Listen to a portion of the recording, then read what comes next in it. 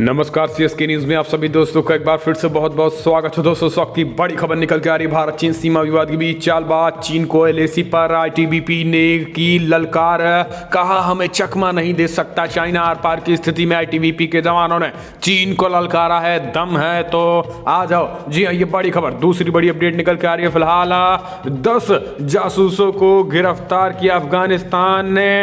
अफगान में बेपर्दा हुआ चीन, माफी मांगने का बढ़ रहा दबाव पूरी तरीके से एक्सपोज हो चुका है। इस बीच तीसरी बड़ी अपडेट निकल के आ रही है। इस बीच 2030 तक तीसरे नंबर पर भारतीय इकोनॉमी होगी, तीसरे नंबर पर। जी हाँ, यूं पीछे छूटते जाएंगे ब्रिटेन, जर्मनी और जापान। ये बड़ी खबर निकल के आ रही है। और इस बीच बिग ब्रेकिंग निकल के आ रही है, जहां पर अमेरिका बाइडेन ने दिए संकेत, भारत के साथ मिलकर चीन के खिलाफ कसेंगे शिकंजा। ये बड़ी खबर आपको बता दें कि एशिया में केवल चीन पर शिकंजा कसने को लेकर भारत ही चीन का मुकाबला कर सकता है। यही कारण है कि जो बाइडेन ने संकेत दे दिए हैं कि भारत के साथ मजबूत रिश्ते बनाएंगे।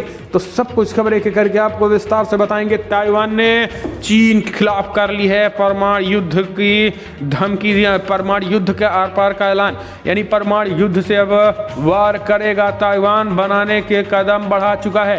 ये अमेरिका से संपर्क साधा, ये बड़ी खबर निकल के आ रही है। सब कुछ खबर एक करके आपको विस्तार से बताएंगे। प्रधानमंत्री मोदी ने जम्मू कश्मीर को बड़ा तोहफा दे दिया है। जी हाँ, ये भी आपको जानना बेहद जरूरी है। जम्मू कश्मीर में पीएम जय योजना लॉन्च किया, तो वो भी बताएंगे। लेकिन उससे पहले अगर आप भी प्रधानमंत्री मोदी के नेतृत्व पर पूर्णता भरोसा करते हैं तो इस वीडियो को लाइक करके अपना समर्थन दर्ज कर देश की गौरवशाली इंडियन आर्मी को के लिए जय हिंद लिखना मत भूलेगा। दोस्तों दरअसल पहली बड़ी अपडेट निकल के आ रही। फिलहाल चालबाज चीन को एलएसी से आईटीबीपी के जवानों ने ललकारा, कहा चकमा नहीं दे सकता है चीन, दम है तो आ जाए, 36 टुकड़े कर देंगे। जी हाँ, दरअसल भारत और चीन के बीच हुई झड़प में चीनी सेना को धूल चटा चुके भारतीय सेना के जवान कड़ाके की ठंड में भी डटकर सीमा की सुरक्षा में तैनात हैं। अरुणाचल प्रदेश के तवांग सेक्टर में तैनात जवान कहते हैं कि फिलहाल उनकी तैयारी पूरी है और वो चौकन्ने होकर देश की रक्षा में लगे हैं। तवांग में तैनात आईटीबीपी का कहना है कि फिलहाल उनके जवान वहां हाई मोड में तैनात हैं और चीन की नापाक हरकतें यहां अपने अंजाम तक नहीं पहुंच पाएंगी। समाचार एजेंसी एनआईए की टीम ने तवांग क्षेत्र का दौरा किया है। टीम ने वहां मौजूद आईटीबीपी के सैनिकों ने उच्च स्तर की तैयारियों का जायजा लिया। रिपोर्ट में बताया गया कि वहां सुरक्षा कड़ी है और तेजी से निर्माण कार्य भी जारी है। आईटीबीपी के 55 battalion commander commandant IV Jha ने एएनआई को दिए इंटरव्यू में बताया है कि हमारा जो आश्वासन है कि मातृभूमि पर किसी भी तरीके की आंच नहीं आने देंगे। हमारे जवान में जोश है और हम मजेदार चीज़ से यह है कि वहाँ पर पूर्वी लद्दाख में आईटीबीपी के जवानों ने जमकर लोहा लिया था। मेरे जवान हैं, उनके मन में ये भावना है कि सबको उनको मौका मिल गया है, हमको नहीं मिला, इसलिए अब उनकी तैयारी भी पूरी तैयार है। तो दोस्तों आपको बता दें आईटीबीपी के जवान तैयार चीन को करारा जवाब देने के लिए। हम चलते हैं अगले अपडेट लेते हैं। आपको बता दें चाइना हुआ एक्सपोज, अफगानिस्तान में 10 चीनी नागरिकों को गिरफ्तार करने के बाद माफी का बन रहा दबाव, लेकिन पूरी तरीके से अफगानिस्तान में बेपर्दा हुआ है चीन। 10 चीन के जासूस गिरफ्तार किए गए हैं। अफगानिस्तान की राजधानी काबुल में आतंकी सेल चला रहे एक चीनी समूह का भंडाफोड़ हो गया है।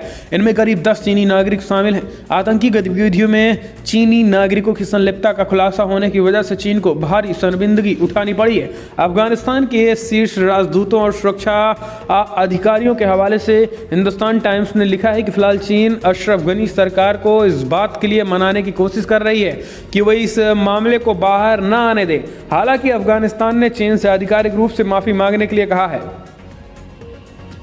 Afghanistan national directorate of security ने जासूसी करने और टेरर सेल चलाने के आरोप में 10 चीनी नागरिकों को गिरफ्तार किया है। इनका संबंध चीन की खुफिया एजेंसी से बताया जा रहा है। एनडीएस ने 10 दिसंबर को चीनी नागरिकों की गिरफ्तारियां की थी। तो ये अपने आप में बेहद बड़ी खबर। हम चलते हैं अगले अपडेट लेते हैं। 2030 तक तीसरे नंबर पर होगी भारतीय इकोनॉमी, यूं पीछे छूटते जाएंगे यूके, जर्मनी और जापान। जी हाँ, भारत 2025 तक ब्रिटेन को पछाड़कर फिर दुनिया की 5वीं बड़ी अर्थव्यवस्था बन जाएगा और 2030 तक तीसरे स्थान पर पहुंच जाएगा। कोरोना वायरस महामारी से प्रभावित 2020 में भारतीय अर्थव्यवस्था एक पायदान नीचे खिसक कर बढ़कर छठे स्थान पर आ गई है। भारत 2019 में ब्रिटेन से ऊपर निकलकर 5वें स्थान पर पहुंच गया था। ब्रिटेन के प्रमुख आर्थिक अनुसंधान संस्थान centre for economic and business research CEBR की वार्षिक रिपोर्ट में कहा गया है कि फिलहाल भारत महामारी के असर से रास्ते से थोड़ा लड़खड़ा गया है और उसी का परिणाम है कि फिलहाल भारत 2019 ब्रिटेन से आगे निकलने के बाद इस साल ब्रिटेन से पीछे हो गया। ब्रिटेन 2024 तक आगे बना रहेगा और उसके बाद भारत आगे निकल जाएगा। तो 2030 तक दोस्तों भारतीय इकोनॉमी तेजी के साथ आगे बढ़ेगी और यूके, जर्मनी और जापान से भी आगे हो जाएगा। हम चलते हैं अपडेट। फिलहाल अमेरिका जो बाइडेन ने दिए भारत के साथ मजबूत साझेदार के संकेत। कहा भारत के साथ मिलकर एशिया में चाइना के खिलाफ करेंगे मुकाबला। दरअसल अमेरिका में अगले माह राष्ट्रपति बनने जा रहे जो बाइडेन से भारत के साथ संबंध विस्तार की उम्मीद लगाई जा रही है। दोनों देशों के कूटनीतिक जानकारों का कहना है कि फिलहाल वो चीन के खिलाफ भारत के साथ सैन्य साझेदारी मजबूत करने के साथ साथ आपसी व्यापार समझौते बढ़ाने पर ज़्यादा जोर दे सकते हैं। विशेषज्ञों का मानना है कि भले ही बाइडेन के भारत में मानवाधिकारों और घरेलू मामलों में दखल देने की बात उड़ रही हो, लेकिन इस वक्त अमेरिका के लिए चीन से निपटना कहीं ज़्यादा सबसे बड़ी चुनौती है। यही कारण है कि अमेरिका में जो बाइडेन ने ये संकेत दे दिए हैं कि फिलहाल भारत के साथ मजबूत रिश्ते चलेंगे और जो रिश्ते चल रहे हैं उनमें कोई परिवर्तन नहीं होंगे। यानी जो मजबूत रिश्ते ट्रंप कार्यकाल में हैं जस के तस चलते रहेंगे और मिलकर चीन के खिलाफ शिकंजा कसेगा, क्योंकि अमेरिका को भी पता है कि एशिया में चीन का मुकाबला भारत के अलावा कोई नहीं कर सकता। हम चलते हैं अगले अपडेट। फिलहाल चीन ने पाकिस्तान को सप्लाई किया 50 हथियार बंद ड्रोन। भारतीय सेना पूरी तरीके से अलर्ट।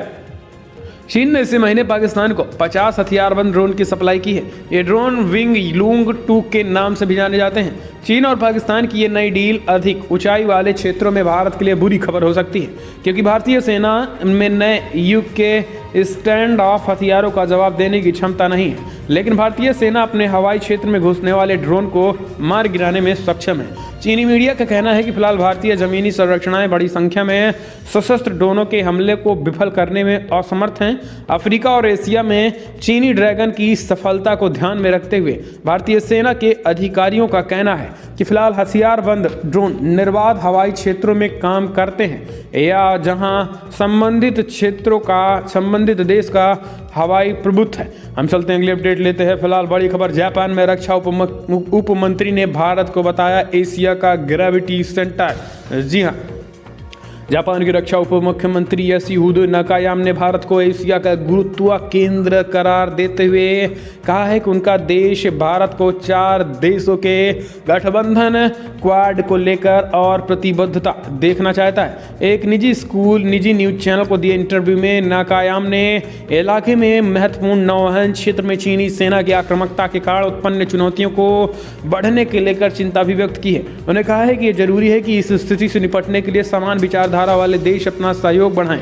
नाकायामा ने कहा है कि जापान, भारत, ऑस्ट्रेलिया और अमेरिका लोकतांत्रिक व्यवस्था और मुक्त एवं खुले हिंद प्रशांत क्षेत्र के महत्व को समझते हैं, लेकिन एशिया में भारत ही एक ऐसा देश है जो खास करके ग्रेविटी सेंटर की तरह तमाम देशों के एक साथ एकजुट करके लोकतांत्रिक देशों के एक साथ लेकर के चीन के खिलाफ मुकाबला कर सकते हैं एशिया में।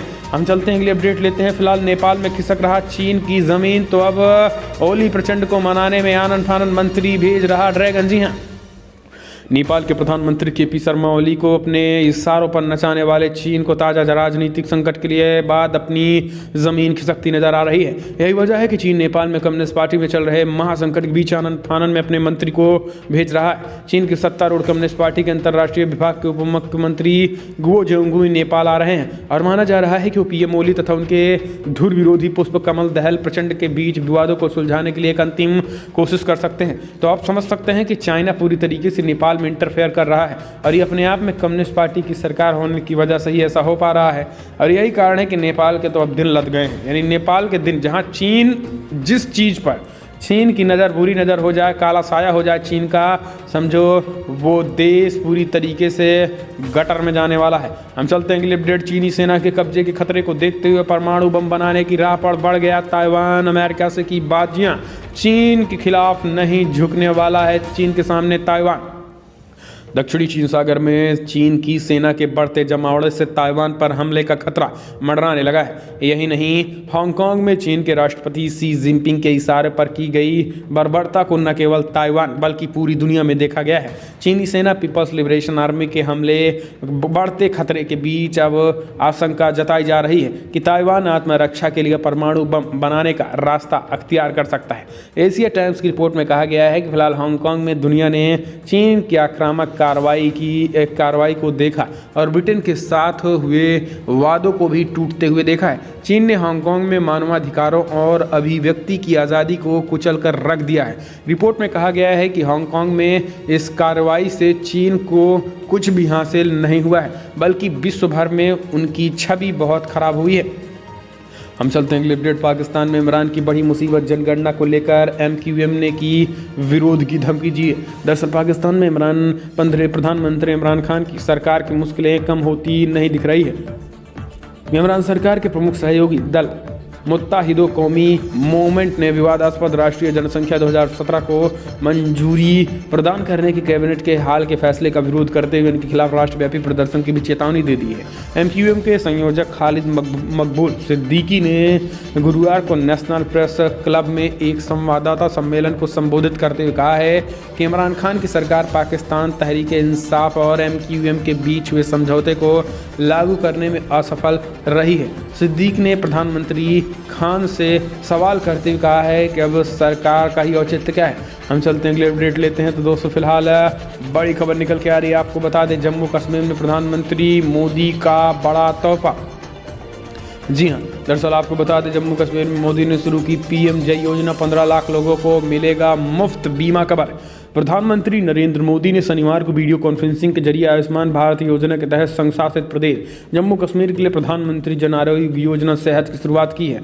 इस योजना को PM जय के नाम से जाना जाता है। इस अवसर पर जम्मू कश्मीर के उपराज्यपाल मनोज सिन्हा और केंद्रीय गृह मंत्री अमित शाह भी मौजूद थे। आज का दिन जम्मू कश्मीर के लिए ऐतिहासिक है। जम्मू कश्मीर के सभी लोगों को आयुष्मान योजना का लाभ मिलने जा रहा है।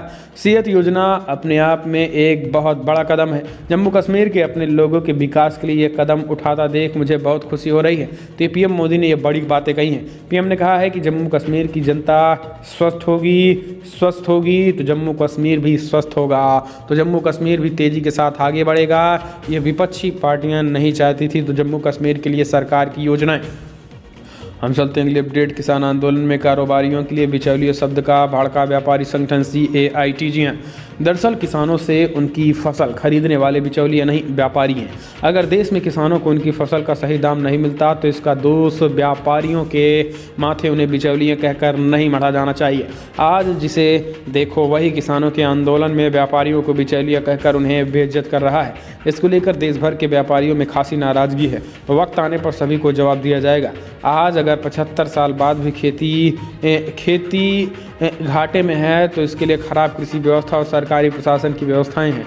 ये आरोप लगाते हुए व्यापारियों के देश के सबसे बड़े संगठन confederation of all India traders ने कही है, तो कहीं ना कहीं उनका इशारा कांग्रेस पार्टी पर सीधा सीधा था।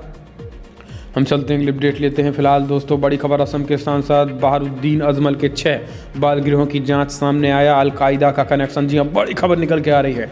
दरअसल NCPCR यानी राष्ट्रीय बाल अधिकार संरक्षण आयोग ने शुक्रवार को कहा है कि उसे असम और मणिपुर में 6 बाल गृहों की ओर से धन का दुरुपयोग किए जाने की जानकारी मिली है।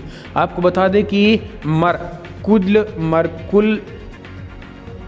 मरकजफुल मारिफ नाम संस्था के तत्वाधान चल रहे हैं एक बाल गृह को एक ऐसी अंतर्राष्ट्रीय NGO से पैसे भी मिले हैं जिसकी जांच आतंकवादी संगठन अलकायदा से कथित संबंधों को लेकर हो रही है। आयोग ने बताया है कि उनके निरीक्षण दल की ओर से उपलब्ध कराई गई जानकारी के अनुसार इस बाल गृहों में 778 बच्चे रह रहे हैं। लोकसभा सदस्य मौलाना बदरुद्दीन अजमल ने इन बाल गृहों की स्थापना की थी। लोकसभा की वेबसाइट पर दिए उनके परिचय में कहा गया है कि फिलहाल इन बाल गृहों में 10 बच्चे हैं। तो दोस्तों इसमें आपको बता दें कि जो खुलासा हुआ है ये अलकायदा का भी कनेक्शन निकल के आया है। तो ये रिपोर्ट आने के बाद पूरी तरीके से असम में हड़कंप मचा। हम चलते हैं अगले अपडेट लेते हैं। फिलहाल बड़ी खबर, दिल्ली में कुछ लोग मोदी को लोकतंत्र का पाठ पढ़ाने में लगे, विपक्ष पर ऐसे बरसे पीएम। बड़ी खबर, जी हां, दरअसल पीएम मोदी ने कहा है कि आज दिल्ली में बैठकर कुछ लोग हमें ही लोकतंत्र का पाठ पढ़ा रहे हैं। और हंसी की बात तो यह है, ऐसे लोग लोकतंत्र का पाठ पढ़ा रहे हैं जिनको जनता ने पूरी तरीके से नकार दिया है। और ऐसे नकारे हुए व्यक्ति पूरी तरीके से आज जनता पाठ पढ़ा रही है, यानी जनता कहीं ना कहीं बरगलाने की कोशिश कर रहे हैं। पीएम मोदी ने कहा कि महामारी के दौरान भी यहाँ जम्मू कश्मीर में करीब 18 लाख सिलेंडर रिफिल कराए गए हैं। स्वच्छ भारत अभियान के तहत जम्मू कश्मीर में 10 लाख से ज़्यादा टॉयलेट बनाए गए, लेकिन इनका मकसद सिर्फ शौचालय बनाने तक सीमित नहीं है, ये लोगों के स्वास्थ्य को भी सुधारने की भी कोशिश की गई है। उन्होंने कहा है कि आज जम्मू कश्मीर आयुष्मान भारत योजना सेहत स्कीम शुरू की गई है। इस स्कीम से 5 लाख रुपए तक का मुफ्त इलाज मिलेगा, जो जीवन में कितनी बड़ी सहूलियत आएंगी। अभी आयुष्मान भारत योजना का लाभ राज्य के करीब 6 लाख परिवारों को मिल रहा था। सेहत योजना के बाद ये सभी 21 लाख परिवारों को मिलेगा। तो पीएम मोदी ने इसको कहते हुए विपक्ष पर भी बड़ा हमला बोला है। हम चलते हैं अगले अपडेट लेते हैं। आपको बता दें फिलहाल सिंघू बॉर्डर से बड़ी खबर, जहां पर किसान संगठनों की बैठक, केंद्र सरकार के प्रस्ताव पर चल रही है चर्चा। केंद्र सरकार के प्रस्ताव के मामले पर बातचीत करने के लिए किसान संगठनों के बीच एक महत्वपूर्ण बैठक चल रही है। यह बैठक सिंघू बॉर्डर पर चल रही है। ऐसा बताया जा रहा है कि करीब आधे घंटे के बाद निर्णय लिया जाएगा कि केंद्र सरकार के प्रतिनिधियों के साथ अगली बातचीत कब और कैसे करनी है। अगली बातचीत में किसानों के द्वारा किन किन मसलों पर बातचीत की जाएगी। कृषि कानूनों के मसले पर सरकार का पक्ष रखने समर्थ किसानों द्वारा हर पहलुओं पर चर्चा हो रही है। हम चलते हैं अगले अपडेट लेते हैं। फिलहाल बड़ी खबर निकल के आ रही है दोस्तों मध्य प्रदेश से, जहाँ पर मध्य प्रदेश में लव जिहाद के खिलाफ कानून विधेयक को शिवराज कैबिनेट की मंजूरी। जी हां, दरअसल यूपी के बाद अब मध्य प्रदेश में लव जिहाद के खिलाफ कानून बनाने की ओर और शिवराज सिंह चौहान सरकार ने अपने कदम आगे बढ़ा दिए हैं। मध्य प्रदेश में लव जिहाद विरोधी विधेयक, धर्म स्वातंत्र्य विधेयक 2020 कैबिनेट मंजूरी मिल गई है। शिवराज सिंह चौहान की अध्यक्षता में हुई एक विशेष बैठक में इस विधेयक को मंजूरी दी गई है।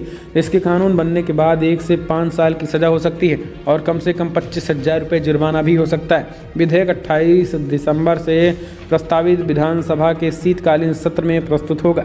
नए कानून में कुल 19 प्रावधान हैं, जिनके तहत अगर धर्म परिवर्तन के मामले में पीड़ित पक्ष के परिजन शिकायत करते हैं तो पुलिस उनके खिलाफ कार्रवाई करेगी।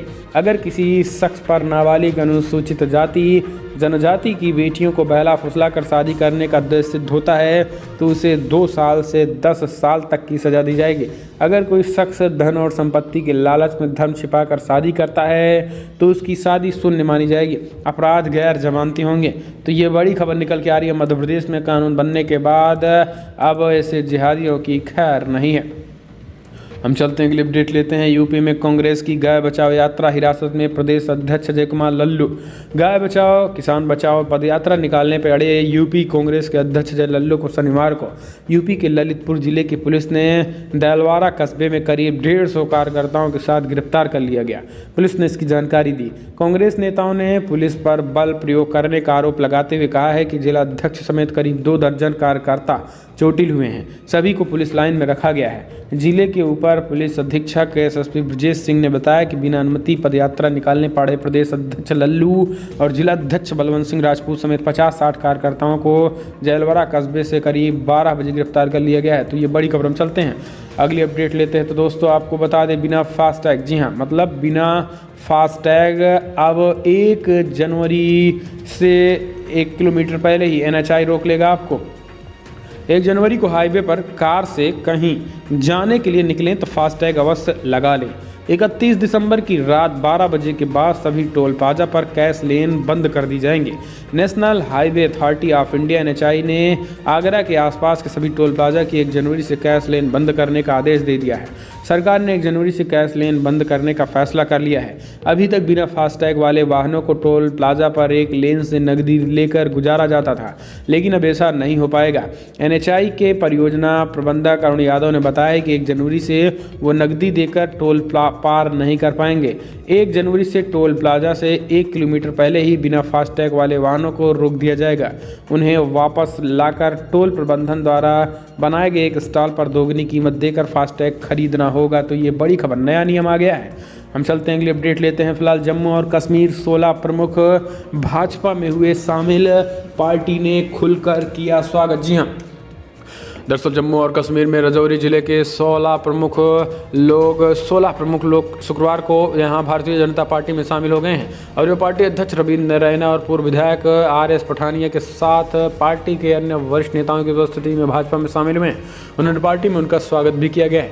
भाजपा में शामिल होने वाले में पूर्व बैंक प्रबंधक चमन रैना, सेवानिवृत्त वनपाल और इसके साथ पूर्व वरिष्ठ पर्यवेक्षक केहार सिंह और कई सामाजिक कार्यकर्ता भी जम्मू कश्मीर में जो भारतीय जनता पार्टी में शामिल हुए। तो दोस्तों फिलहाल बड़ी खबर में इतना, लेकिन अगर आपको वीडियो पसंद आए तो लाइक करें, शेयर करें, कमेंट के माध्यम से आप अपनी राय देना ना भूलें। इस वीडियो में इतना ही। जय हिंद, वंदे मातरम।